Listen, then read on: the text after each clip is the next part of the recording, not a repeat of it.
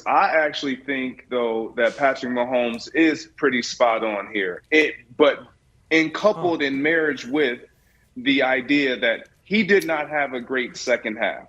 He did not overcome the woes that we typically have seen the Patrick Mahomes under Andy Reid taking over this Kansas City offense do in overcoming adversity. Look, this is one of the problems that I have with leads in the NFL. And when we played, Mike McCarthy had this pretty bad as well, where he would get conservative with his play calling.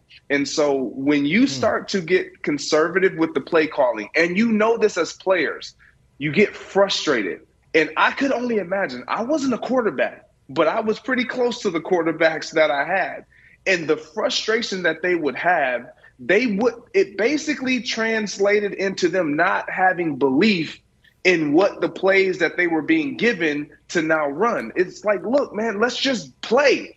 That's what any type of competitive athlete wants to do. I don't care if we're up 40-0. I don't care if we're down 40-0. We want to compete. And so when you take that element away from them to just put their literally foot on the gas and go, it is hard to play like safe. It is hard to go to the sideline and be told, okay, guys, all we need to do is just keep possession. All we need to do, it changes from let's go score to, all right, guys, let's get a couple first downs, give our defense a rest. You can't do that against great teams. And when you have nothing to lose, which the Cincinnati Bengals had absolutely nothing to lose, they are going to shoot every bullet at you that they possibly can, offensively, defensively, and special team wise. And so if you have any type of puttering that goes on, which was Patrick Mahomes in that second half, like you alluded to, Nick, then you are setting yourself up for a demise. And that is exactly what happened. We almost seen it happen in the Rams game against the Buccaneers with Tom Brady. Yeah, the Bucs. They're up 27-3. And the same type of thing happens. Matthew Stafford starts to struggle, and it's large in part while it's because offensive-minded coaches start going from let's just put up as many points as we possibly can to, okay, we got a lead. Let's maintain this lead. Let's start running the ball. Let's start getting possessions and running time off the clock. That's typically what happens.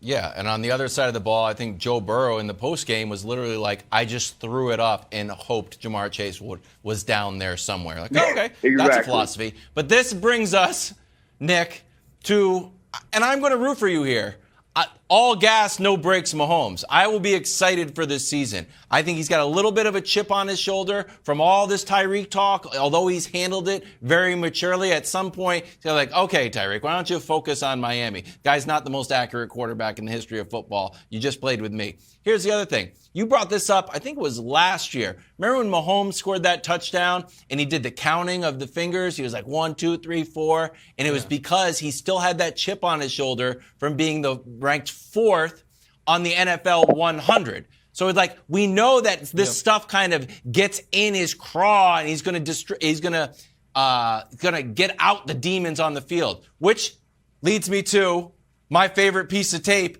And I've been asking you and imploring Patrick Mahomes, if you really want to play not conservative, break out some behind-the-back passes. It can either be this one, it can be the little handoff, it can be whatever you threw to CEH. If you really don't want to be conservative, you don't want to play to lose. Hey, you know when the good time to break out the behind-the-back passes? When you're up 30. So, hey, I think it's going to be a big year for Mahomes. I'm rooting for you. It's good for the Chiefs. It's good for the show. It's good for your old buddy KW. Unlike you trying to sink my poor Patriots, I'm cheering for Patrick Mahomes. Oh, listen, you can't sink something that's already sunk. Ask the Lusitania. Like, come on, buddy. They're done. But let's talk about teams that matter right now. And to answer your question, you should, buddy. Ask them. Ask the ship. Ask the ship, buddy. Now, to the point. Greg, I have said this multiple times on the show. I don't know why Wilds thinks I'm joking. It's not that I think this is going to happen this year. This is going to happen this year. They are going to throw the behind-the-back pass. in a game this year. We have 30 seconds here. Here's my question. Do you think it would be effective? Because I think it not only would be an all-time highlight, I think it would absolutely work. And I know they're going to do it. It would be tremendously effective. Eyes opposite way, body facing the other way. No one would expect it, but them. It would definitely be effective. I would love to see it. It's going to work. Thanks for watching. Subscribe here to get the latest from the show. Also, be sure to check out more of the best clips from First Things First, or go watch a few segments from our other shows on FS1.